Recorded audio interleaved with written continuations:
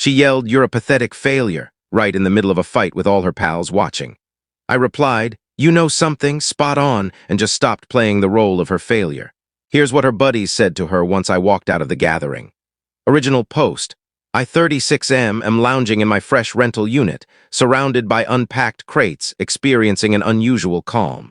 About 3 weeks back, my partner Natalie, 34F, shamed me publicly before 30 guests at her birthday bash.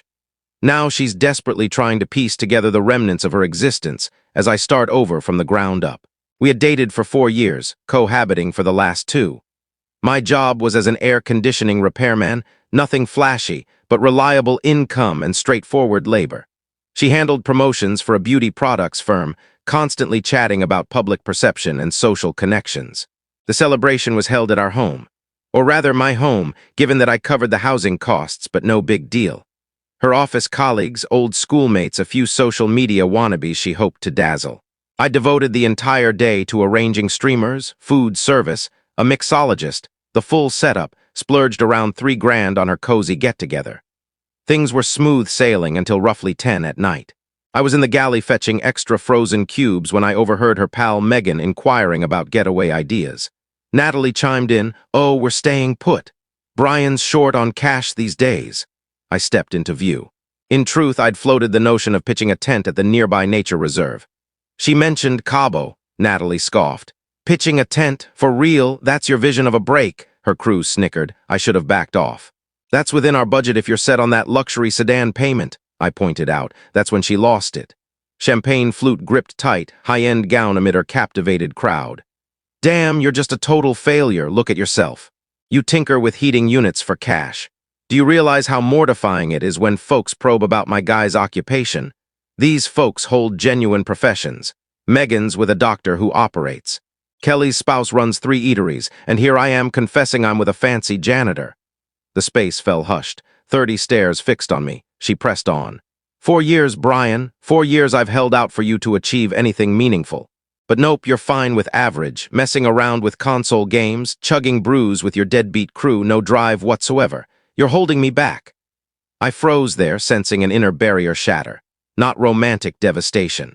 More akin to a restraint giving way. "You know something," I murmured softly. "You're spot on." She appeared stunned. "What? Spot on? I am a pathetic failure in your eyes." I headed to the sleeping quarters, snatched my mobile billfold and keyring. "Where are you headed?" She shouted behind me to cease acting like her failure. I exited without a glance. I caught her hollering. "Don't get theatrical, Brian, Brian." I kept moving forward. Update 1. Crashed that evening at my mate Trevor's pad. He skipped the interrogation. Simply passed me a cold one and prepped the sofa. Arose Sunday dawn to 62 ignored rings and a flood of messages from Natalie. "Darling, return home. I'd had too much, I didn't intend it, let's discuss. This is absurd, you're blowing it out of proportion, pick up. You can't ditch me like this." Then the story twisted. "You ditched me during my celebration. You shamed me. The whole crowd assumes you're violent now, my crew's concerned. You require assistance." I messaged once. "Spot on. I was a pathetic failure, I'm fixing that. Your belongings will be boxed by Friday. Collect by Sunday or it's donated." She dialed right away. I ignored it. Monday dawn, I took a step I'd mulled over for 24 months. Submitted the paperwork for the entrepreneurial permit I'd been too timid to pursue. You see, Natalie always claimed launching my independent cooling firm was too hazardous and untimely. What she implied was it lacked the flair for her photo-sharing feed. By midweek, I'd registered the corporation, opened a dedicated account, sketched a simple emblem and contact cards, reached out to 10 prior customers who'd inquired about freelance gigs. Thursday, Natalie appeared at Trevor's. "We must converse." "Nah, we don't." "Brian, come on, I'm regretful, I was peacocking, you get how that group operates." "Yeah, crystal clear now," she attempted sobs. 4 years. "You're discarding 4 years for one rough evening." "Nah, I'm stepping clear of 4 years of you hiding your embarrassment over me." "I wasn't embarrassed. I simply aimed higher for us." "For you, you aimed higher for yourself," she altered approach. "Okay, but you can't evict me, I have entitlements." "What entitlements?" "Your signature's absent from the agreement. I've resided there 2 years. As my invitee under law you hold zilch." I verified, her expression flushed. "You can't mean it. Your items are crated by the entrance. Brittany holds the spare." Brittany was the adjacent tenant. "Where do I crash?" Word is Megan's Dr. Bo has a swanky spot. Update 2, that end of week was eye-opening. Natalie arrived with backup. Her mother, Diane, her sibling, Ashley, and 3 pals, Megan among them. They rolled up Saturday midday, likely to haul her gear and launch a rescue effort. Diane rapped on the frame. I opened up. Brian, this is absurd. Partners quarrel. You don't dissolve a bond over a single spat. It wasn't a spat, it was her revealing her genuine self, Ashley interjected. She was tipsy, folks utter things without intent. Booze-fueled rants reflect clear minds. Megan, the doctor's companion, piped up. You're handling this childishly. Natalie merits superior. I chuckled outright. Spot on once more. She does merit superior to a pathetic failure. So I'm granting her the shot to pursue it. They gathered the crates as Natalie oversaw, ensuring to flag items I'd allegedly swiped. That's my brewer, that you charged to my plastic. Fine, claim it. The screen's mine. Receipt from the electronics store.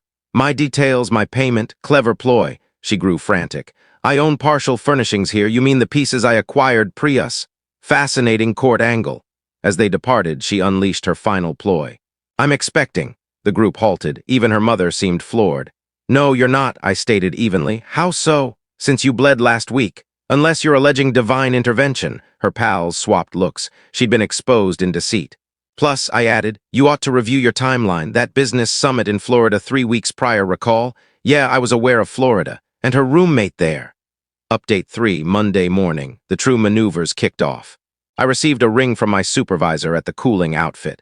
Brian, I just received a troubling message regarding you, some claims of pilfering. My gut sank. What? An individual posing as a worried local alleges you've been nicking gear and fencing it privately. That's utterly fabricated. I get it. I audited the stock personally, all intact. Just alerting you to the sabotage attempt. Then the digital barrage hit. Natalie blasted across all sites. After 4 years, he vanishes without trace. No rationale, no dialogue. Just ejects me from our dwelling. Women, this is the fallout from coupling below your league. They envy your achievements and retaliate for their shortcomings. The replies divided evenly. Some backed her, others detected nonsense. But then magic unfolded. Recall those 30 attendees? 5 had captured her outburst on device. By Tuesday, the clips were viral. There was Natalie, sloshed on vino and venomous, labeling me a pathetic failure as I remained composed. Then me, serenely affirming her accuracy and departing gracefully. The storyline reversed overnight. Her pal Kelly, the eatery magnate's wife, noted, Natalie, we witnessed it all. This is manipulation. Another attendee. You degraded him before the masses, he responded with poise.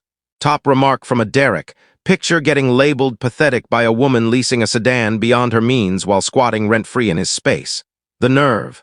Natalie erased the entries, but captures had proliferated. Update 4. 2 weeks post-bash, events intensified unexpectedly. Initially, the residents. Natalie attempted forced entry Tuesday evening. The deadbolts were swapped post-departure per regulations, but she jammed the outdated one repeatedly, then hammered the panel. I know you're inside. This remains my residence too. I summoned authorities, presented the contract, my solo signature, evidence of her exit, messages conceding she retrieved possessions and her new locale, her mother's. They requested her departure. She caused a ruckus. They warned of custody. She retreated. Wednesday, a missive arrived from an attorney. She's seeking $15,000 for improper ousting, $8,000 for mental anguish, 50% of the unit's contents valuation, 2 years backdated housing reimbursement for dues she never contributed. My attorney, Trevor's kin, handled it gratis for a brew, guffawed heartily. She possesses 0 grounds. She was a visitor. No contributions, no stake whatsoever, pure panic. He fired off a concise rebuttal. My principal rejects your stipulations. Future outreach via representation only. P.S. We possess footage of your principal's verbal assault and slander. Thursday, Natalie's employer rang. Personnel wished to explore an episode with a staffer. Evidently, those bash recordings reached her office. Her superior viewed her intoxicated, aggressive, and elitist, ranting on connections at an evident soiree I'd funded, while she mocked me for blue-collar status. Poor optics for a promoter embodying their equitable, uplifting beauty line. I informed personnel no statement, but no opposition to supplying footage copies for archives. They expressed courteous thanks. Friday, she materialized at my job site. You cost me my position. No, you earned your dismissal. Those were confidential recordings. From a soiree with 30 witnesses, that's not confidential. That's communal disgrace. She wept genuinely now. Real sorrow, not ploy tears. Brian, forgive me, I've botched it all, lost employment, lodging, wheels. Your wheels. I can't sustain the payment sans you. I pitied briefly, then recalled her barb, pathetic failure. Seems a personal dilemma. Update 5, 3 weeks post-soiree. My path versus hers. Me launched my solo cooling venture, BT Air Solutions. The BT signifies beyond trash, but solely Trevor knows. Secured 4 gigs via referrals. Retained the unit. Refurbished minus her cheesy wall art clutter, resting deeper than in ages. Shed 10 pounds sans her poisoned gourmet meals. Her through the rumor mill, dismissed from beauty gig for unseemly behavior.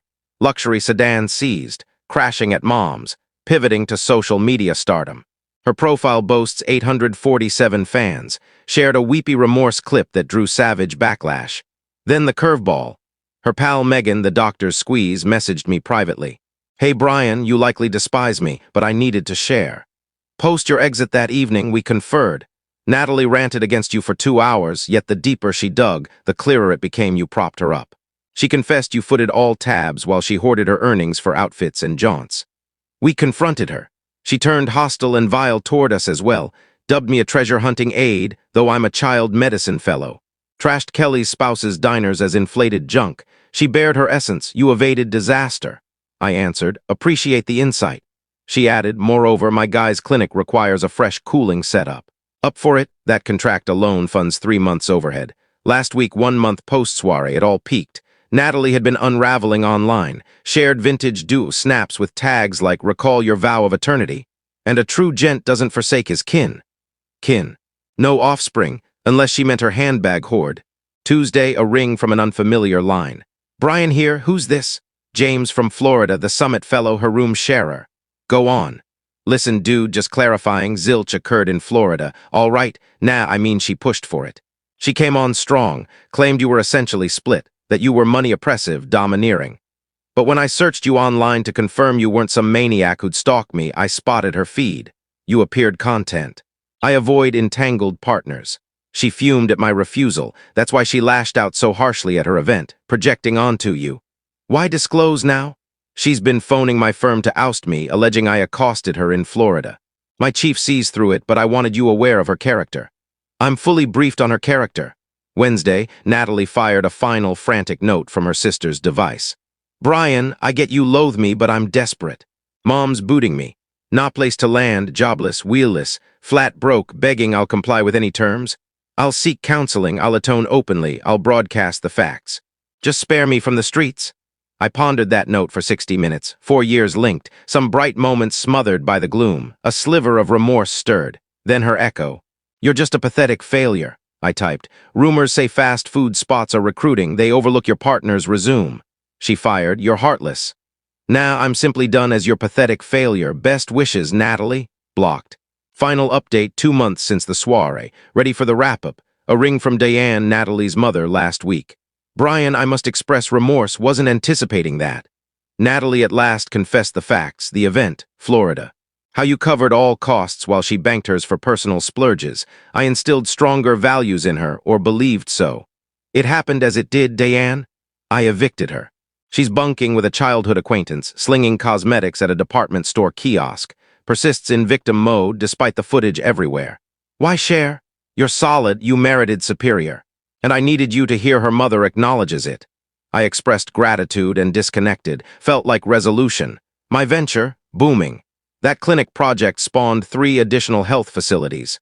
Apparently, a so-called pathetic failure who delivers reliably trumps a glossy label every time. Past weekend, crossed paths with Kelly and her spouse at a diner. They beckoned me over. Caught wind of your outfit exploding, the spouse noted. Impressive. Rebuilding solo demands grit. Kelly chimed. We sensed Natalie was demanding, but unaware she was that vicious. You navigated flawlessly. Just followed her directive, I quipped. Ceased as her failure, they chuckled. We've actually connected, odd how life turns, the peak twist. Natalie's still sharing empowerment mantras on self-value and rejecting mediocrity, while clocking retail shifts and sofa surfing. Her profile tag reads, Promo Expert and Vibe Curator. Her latest promo plug was for a dubious smile brightener that earned a platform warning. Me just snagged a work van for the firm. Outright purchase. Onboarded my initial hire, a fresh grad from vocational training echoing my pre-doubt self. Spotted Natalie at a fuel stop yesterday. She piloted a battered 2003 compact with a shattered pane. She noticed me, moved to near, then eyed the decal on my van. BT Air Solutions. We mend the damaged. She pivoted and vanished wordlessly. Trevor queried if I second-guess it. Second-guess what? I countered. She nailed it. I was a pathetic failure. Valued beneath her facade by her, shed her regard for lacking prestige, but she erred on one count. I harbored drive, merely not the variety for her grid boasts. So you're solid. Superior to solid. I'm valued precisely as ever, a diligent fellow who settles debts and honors others. Evidently that's pricier than she gauged. A message from an anonymous sender this morning. Word is you're prospering. Thrilled for you. I realize absolution's off the table, but I needed to say I've absorbed the moral. And I left it unanswered. Certain morals demand solo digestion. Anyhow, I've got operations to oversee. No room for those who have already pegged my value. The end.